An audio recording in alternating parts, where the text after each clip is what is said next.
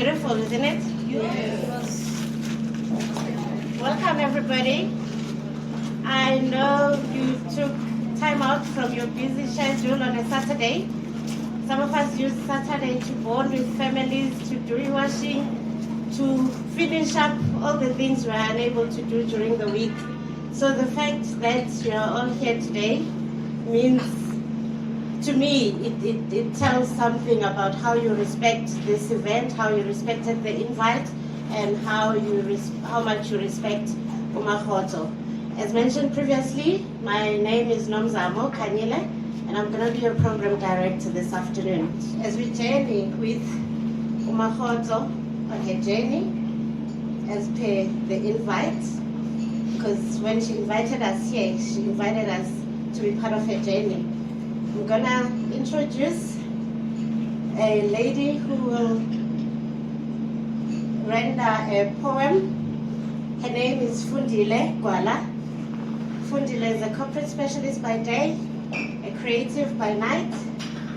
She's, well, according to me, she's an author. But she said to me when we spoke earlier on, she intends to publish her first book before she turns the next coming age in the next few weeks. I'm not even going to say months, few weeks, so you understand the pressure. Fundile, please come. Thank you.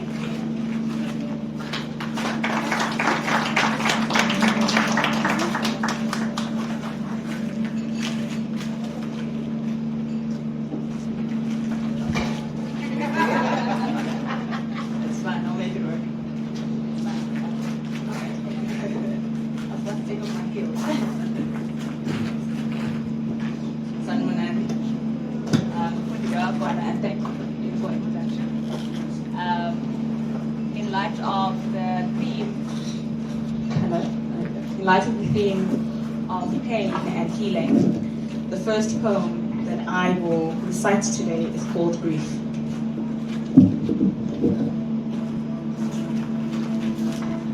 Grief, when brought to the table, should be broken and shared amongst us.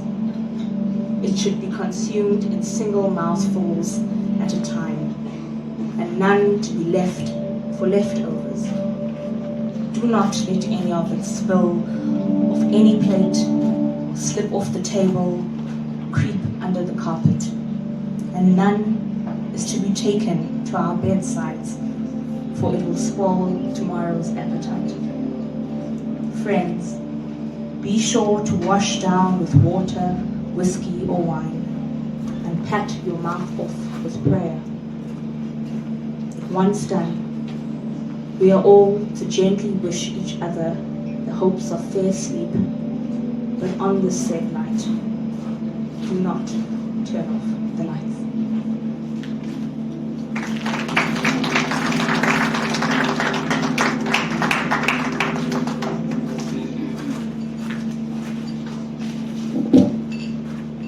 Wow, Fundile, you left that to be a surprise, ne? Because we spoke about a lot, but yeah, the depth, which is appreciated, Siabong. It is said that when the student is ready, the teacher will appear. I hounded Makgotso and said, I need the copy, the actual copy of the book. I'm not gonna read and make sense of these poems out of an emailed PDF copy. I need the actual copy. And as I was driving to work during the week, Utipos was having a topic about healing. And one of the guests in the studio said something that I found very profound, and I made a mental note to mention it today. Uti, those of us who are not as brave as Makgotso, may we find healing in the things we're not ready to talk about. Makgotso, congratulations, because you've heeded the call. You found the bravery within you, and you decided to lay it all out on the table in a form of your beautiful book. Yeah. Thank you all again for appreciating the rendition from Ufundile. Make yourselves comfortable. Sesidlile kuthiwa mawufika emzini womuntu ubaba khona wathi sondelana etafuleni like ubaba Rafuneke instructed us. It means you've been made welcome, so feel welcome. We're gonna have a second poem by Ubabalwa Nzoia. And Babalwa, please come up and serenade us. Thank you. Good day, ladies and gentlemen. My name is Babalwa Nzoia, and today I will be reading Love, Come Here. Why have you come here, love? To heal and restore you to your glorious former self. Why have you come, love? To bloom into beautiful possibilities. Why have you come? To take in the freshness of these experiences. Have you come? Yes, love. Why have you? To experience the bliss of your joy as you bathe in the abundance that is your life. Come here, love. I thought you would never ask. Thank you. Makgotso is one person. She might talk about the healing, the pain, but she's very strong on love. She loves her family. Hayi lo mama uyathanda umndeni wakhe. She adores her kids. Yazi kaMakgotso mawungena kubhizi. But the love. So when I saw igama lika Khahliso, out of respect, I'll call her name in full. When I saw igama lika Khahliso on the program, it made sense. Khahliso, please come add more to how much Mami is already proud of you, Nakon.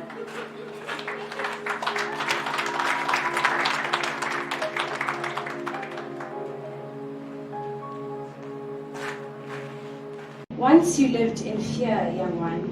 Once you lived in pain. The protector created that pain, young one. Once you lived in fear. Once you believed yourself unworthy, young one. Once you believed the lie that you would amount to a young one, that your future was surely bare. Yet you had a light, young one, that fiercely burnt in pain. A light that refused to dim, young one, burning past the anger and pain. Now you know the truth, young soul. The protector had their own pain. A casualty of their pain, you are the one that laid it bare. That's okay. Now you must do the work, young soul. The painful work to heal. You were the change required, young soul, to change and conquer fear. Thank you. Now I understand why your mom is PR specialist. She's busy, this lady. When's the publicist come, mom? I guess you choose your friends well. And then uNkulunkulu bless her well. Akunika abantwana baso who will do things you are not ready to embark on your behalf. So that your word is spread. Nabangekho la, they will know. Thank you, Khahliso. We are still on Noktula's personal journey, I guess. Depending on how you look at it, each journey in a departure point, in a place where they say it's an initiation space, where the majority of the journey's events takes place. Bese kuba ne point of arrival, and we are on a journey. Drifting away into the darkness umthwalo ngimbeke emqolomama ubomi bunzima. Just lift my head up high, open my eyes and I will fly. Oh, I'm barely open, I'm feeling closed and looking up, hoping that heavens will open. Dali wezulu dikhalela kuwe. Open up, I'm feeling close enough. The light is shining brighter, but I'm losing my soul. Kudala, ngisiwa ndifunga, ndifuna noluthando, ndifuna noluthando. Kudala, ndifuna ubomi bubume, funga mangonya, funga. If you know this one, can we sing it together? Iti, fuleka, fuleka, fuleka, fuleka, fuleka mazulu, afuleka mazulu, afuleka mazulu. Oh, fuleka, fuleka, fuleka, afuleka mazulu, afuleka mazulu, afuleka mazulu.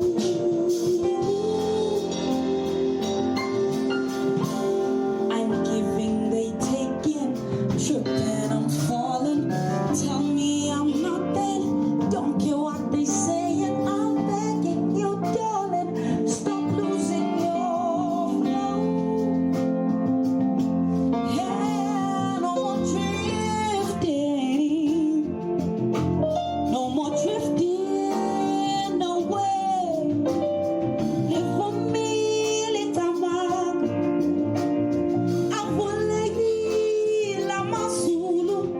I'm fighting for survival. Really kawe, wingonya.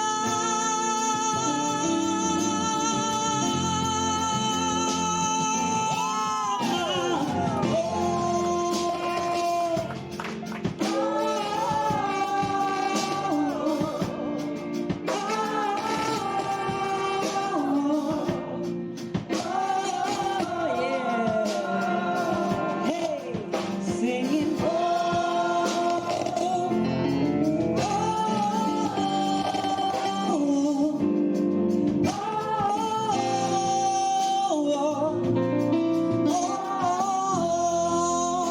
sitting fulega, fulega, fulega, fulega, fulega mazulu, afulega mazulu, afulega mazulu. Oh, fulega, fulega, fulega, afulega mazulu, afulega mazulu, afulega mazulu.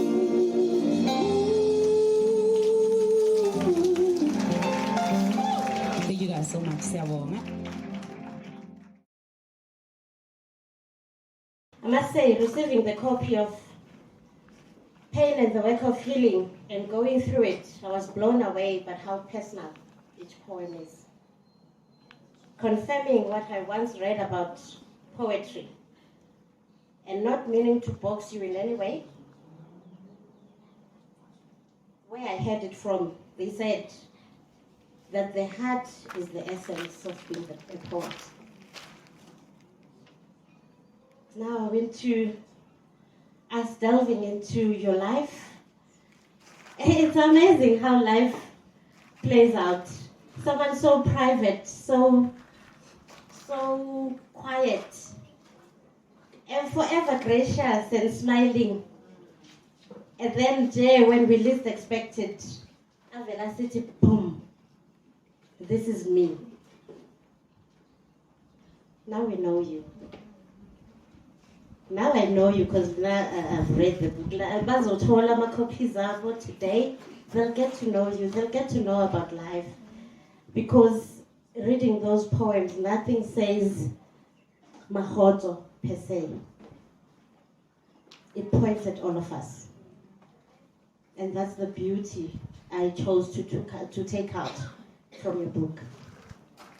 Now briefly explain to us and take us through your journey of how this book came about and what motivated you to write it.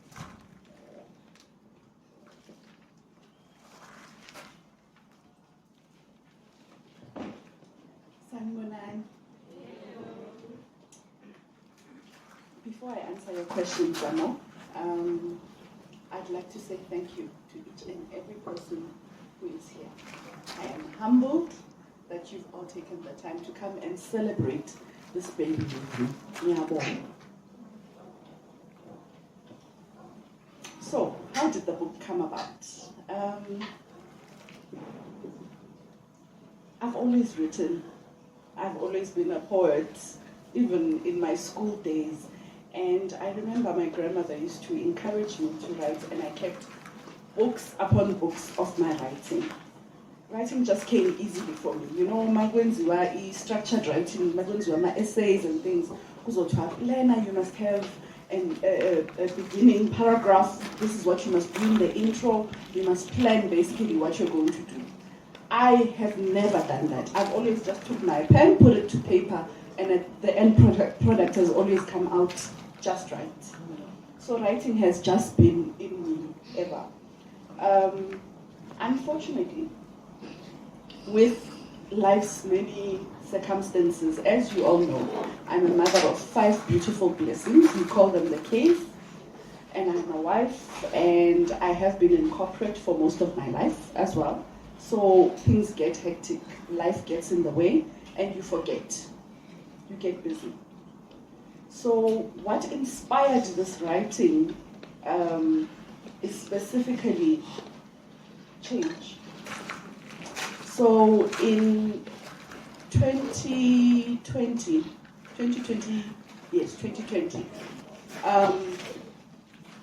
I contracted COVID, and I was in such a bad state that I almost didn't make it. It was bad. The aftermath of it also was just as bad. So I spent over 15 months recovering from what happened with COVID, and my health was in tatters. In that state, I came face to face with the true blessings in my life. I loved corporate, I loved what I did, but through that experience, I learned life all over again, and I saw as even the word of God says, we plan, but God ultimately is the one that says what is going to happen. And because of those influences, I was afforded the time to be able to start writing. Ulebo actually, who said in November when I got retrenched, I took the letter to him last year. He came to collect me. Mangene Modweni, defeated as ever, I give him the section 189. And he says to me, we are going to celebrate. He takes me out for dinner.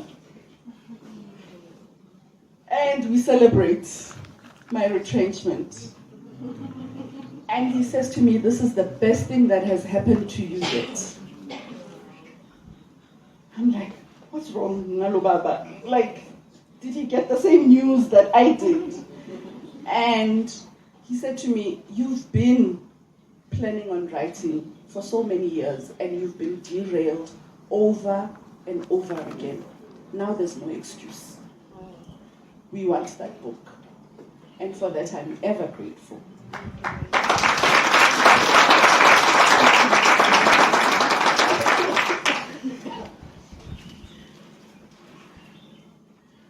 Reading the book, I picked up that your whole family has been heavily involved in the birthing process of this book in various ways. Have they shared with you what they think of your writing, of the contents of your first published book as an author? Have they? And what did they say? What will take us through? Excitement. It's been excitement in my household. Khahliso had a project for English where they did a blog and they had to write a story about a poet and a writer, what inspires them. And she featured the poem that she read for you today, Young Soul. I don't know how many times she's come to me and said, "Mommy, I'm so proud of you."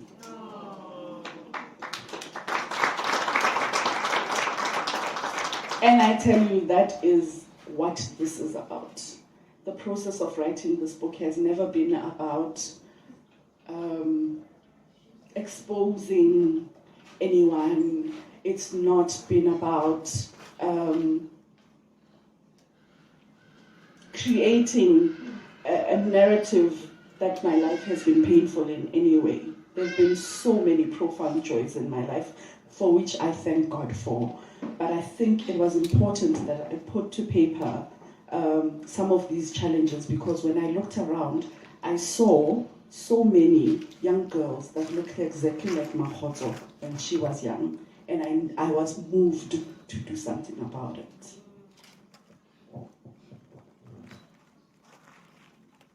Is that the reason why you just first page silence? That's a sad poem. In my notes here, I said it drew a different picture, that of a soul filled with sadness. But after what you said, okay, but why silence? Why the first, like, boom, you open after all the intros, the forward, silence? And why selected as a way of introducing us to your soul? Perhaps I can read it so that everybody has context.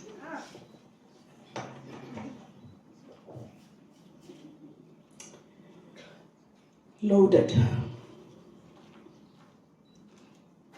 There was something in her goodbye, a tinge of finality, the elongated silence, deep breath before the silence, or the call to leave before it had arrived. There was an unaware knowing and an unexplained longing, an unfamiliar missing, just something that sang of the finality and the elongated silence that came with the news. I knew. My heart ached because I knew it was loaded. The silence, your presence when I couldn't spot you in the crowd while on stage, a knowing feeling. There was something in your goodbye, that tinge of finality that brought the endless silence. I couldn't breathe. I can't breathe. My heart ached for what I'd known.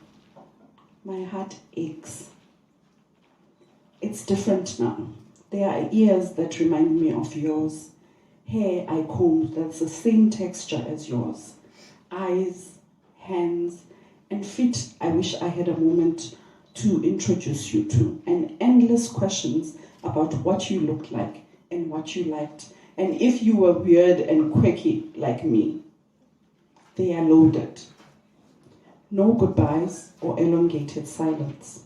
Just the constant thought of what things would be like if you didn't leave this silence. So, this poem is about the loss of my mom.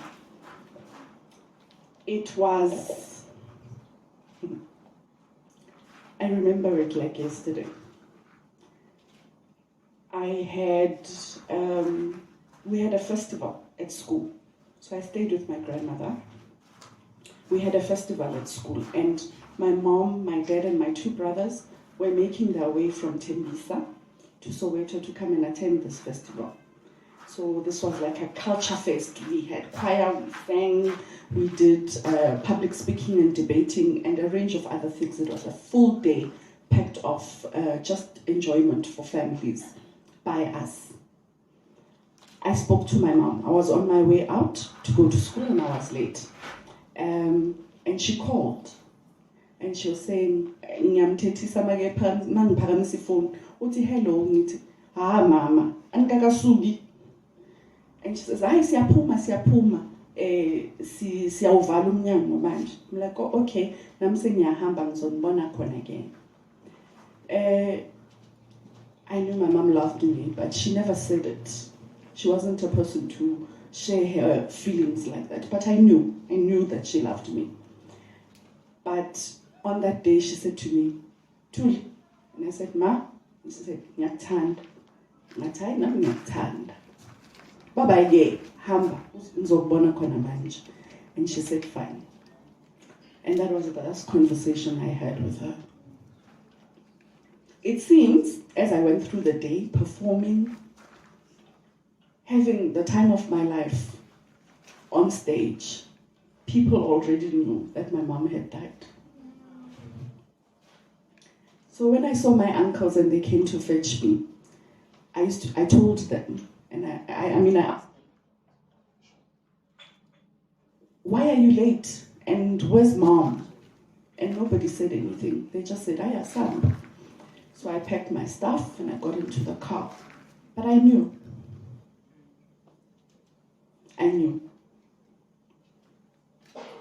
So getting home was just a confirmation for me. And that, for me, was the revelation, genesis and exodus of what I think is a colorful life, which I am enjoying putting on paper. That is how I started the book.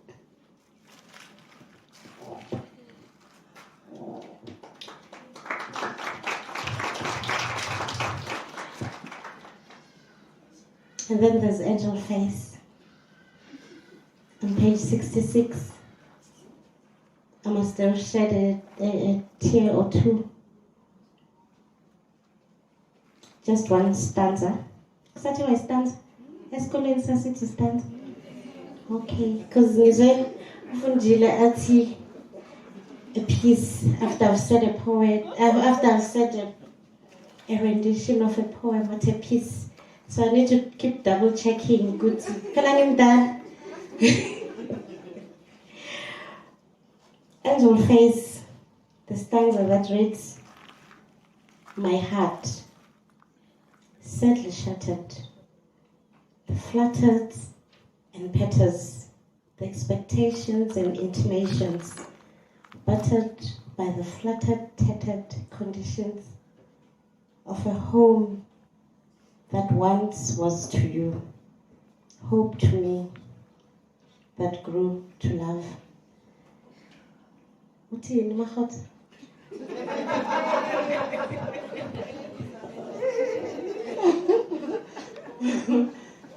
So it's so sad for us.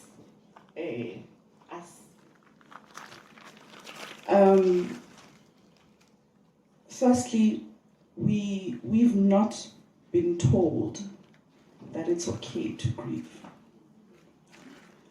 We've also not seen or experienced personal grieving processes being embraced by people of our kind.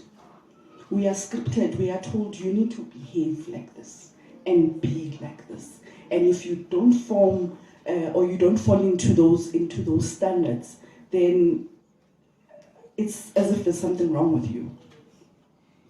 So I wrote this poem, and funny enough, after I wrote it, I must have gotten more than 16 WhatsApp messages of Black women that have lost a child in their life and have never talked about it. And that is the state of our nation, basically. We are hurt people. Since Kati, we use culture, we use standards, whatever it is that we use to script what it is that we need to do and how we need to behave. And I think I've never fell into the mold, and that's why it's been relatively challenging to be me, because I don't form part of the standard, and then I'm an outcast as a result. But I'm glad. You know, my grandmother used to say to me, "You're so bold. You're so bold." Sometimes even I'm scared by how bold I actually am. So when I wrote that, I was putting on paper the experience of losing a child whom we do not consider to be a child, just because we have not seen them and touched them. And I'm saying you may not have seen them, but I know them, and I know them personally. And it's important, I think, for every Black woman who's had the experience to talk about it, to name the child, to have them be part of your life, because they existed to you, you know. Mine has a name, and my children know about him. And now you're okay. And I think it's important for us to grieve as we need to. And I think posting that poem and the reactions that I got from Black women, private messages at that, not on Facebook where I posted it, but like a move, because nobody must know about it, as if it's something we need to be ashamed of. So I really hope these poems are as personal to the reader as they were when I penned them.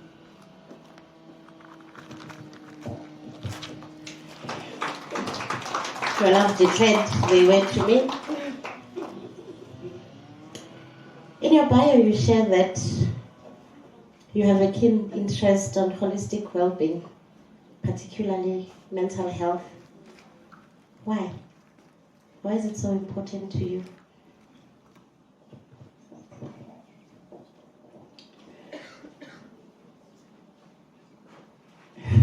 Kuye kube abagulayo abonga abagulayo. What do I mean? The sick heal the sick. If you have not walked in a path and do not know it, try and stay away from having an opinion about it. Because actually you're clueless, you know nothing. I've known people that have not been very kind to others, that have experienced certain pains, and when they walk through it, they fall apart. So this particular one is also a personal journey. Those that don't know, when I was 16, actually, I got diagnosed with manic depression, was put on a whole lot of pills, was hospitalized. My body was basically failing me. They kept on testing for heart failure, kidney failure. They tested everything under the sun because my body was failing, and all it was my heart was aching. That's all it was. And when I got the chance to look at myself in the mirror,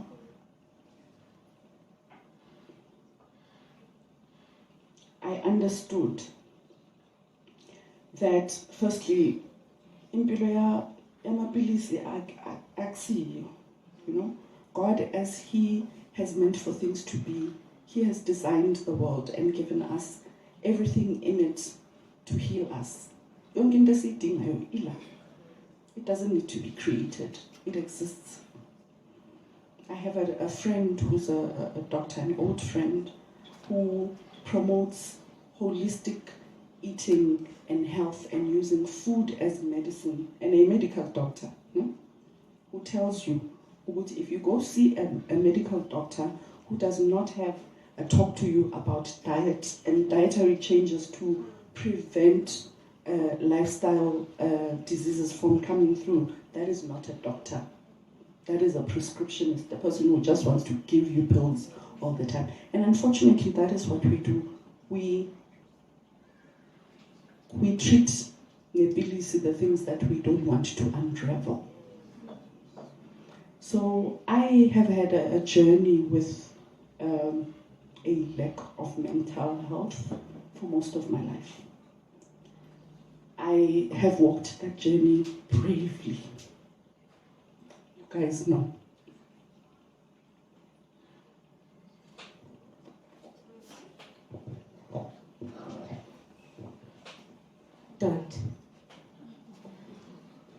Don't. I noted a thread in the poem, The Works of Healing.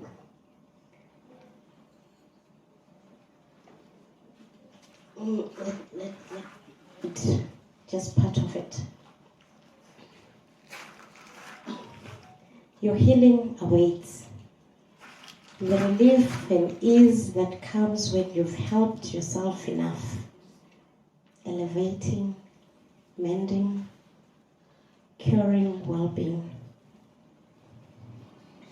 So I read the poem, and then I went like, yo, Makgotso is so poetic. And then I nudged myself, but of course, I get you reading her poetry book. What are you expecting?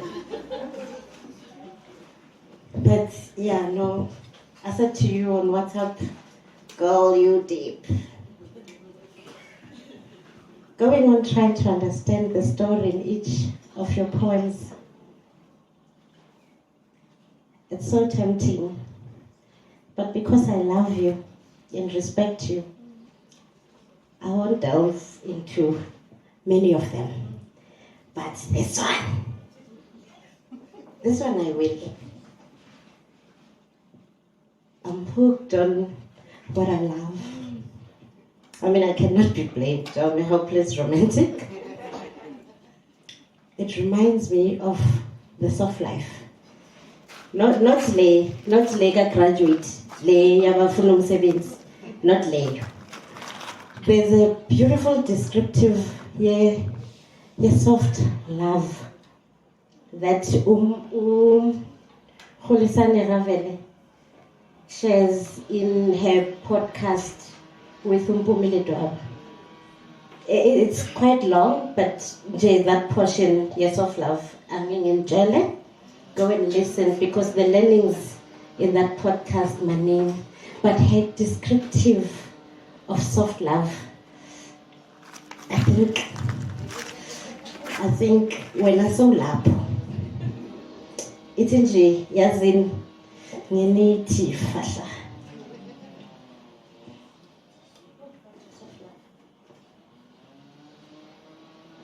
Is I saying it to soft love?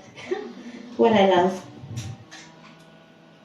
All I love is in the morning coffee in my plain white cup that reminds me of the thought I am to your mind in my absence, bringing stolen smiles to my freckled face, which you tell me is uniquely me and beautiful, ushering in the beauty of the dawn.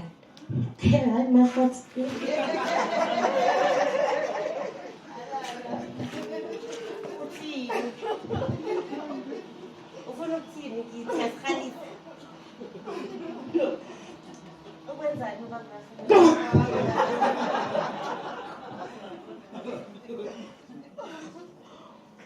Yeah.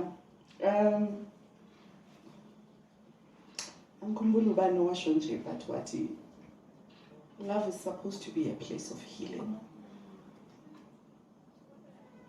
And nothing happens by chance in life. God orchestrates everything as He sees fit. And as we know, if it's not good, then it's not from him.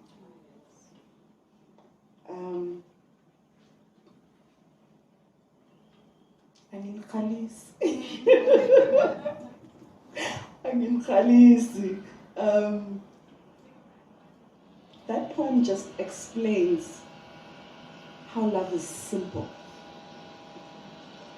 but it's so profound that it can change lives. And so it's important for us to ensure that we surround ourselves with the people that urge us to heal. Because when you come face to face with that kind of love, you are forced to do things differently. If you are not at that level, then you need to learn. Otherwise, you start to hurt it, you start to and sometimes that's where the toxicity Noni spoke about comes in. So I like, when I read that poem, I always, and I've said this to other young couples that are preparing for marriage, it's important for us to be wise enough to choose wisely when we choose a partner in life, a person to journey with. But it's more important to be the right person for your partner. And that's something we don't talk about a lot when we talk about love. We always talk about, does he love me? Does he want me? Does he do what I want? But the question is, are you the right love, the healthy love for that love that you seek? And that's what that poem is about. It's about the simplicity of love and how it nudges you to a beautiful place if you let it.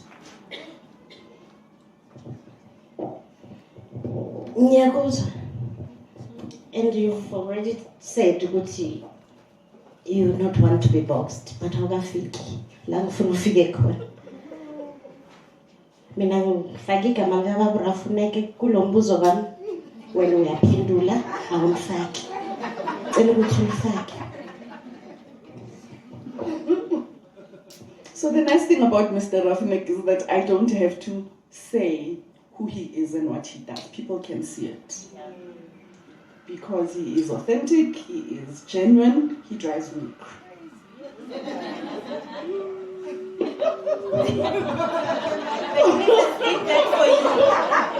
The universe did that for you.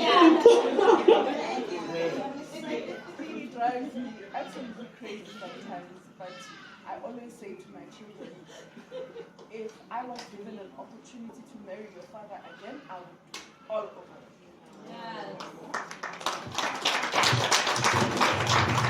Yeah. On that note, I'll stop right here and instead encourage everyone to enjoy the book, share it, but more importantly, it is calling a legacy. Ungabaniki copy yakho, bajele bayozithengela eyabo. So we grow, we contribute to the growth ye legacy yakarafunek. It's an enlightening book, Makgotso. I hope more people buy it. As umfundisi wami left a message earlier on athi ngikunika yona, grace upon grace, favor upon favor. In closing, where to from here?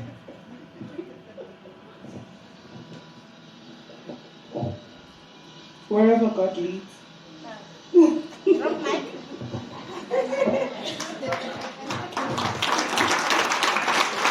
Thank you, everyone.